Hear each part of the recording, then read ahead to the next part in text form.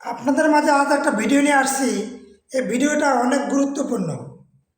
যেমন ধরুন যে অনেকে ল্যাপটপ কিনতে যাচ্ছে, কিন্তু এককালীন টাকা জমাতে না পারার কারণে তারা ল্যাপটপ বা কম্পিউটার কিনতে পারতেছে না।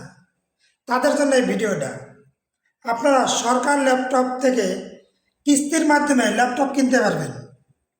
তো ভিডিওটা প্রথম থেকে শেষ পর্যন্ত দেখতে থাকুন এবং এই ভিডিওটা বেশি বেশি করে শেয়ার করবেন, যেন সমস্ত মানুষের কাছে পৌঁছে যায় এই সরকার ল্যাপটপের এই ভিডিওটা। তো ভিডিওটা দেখতে থাকুন।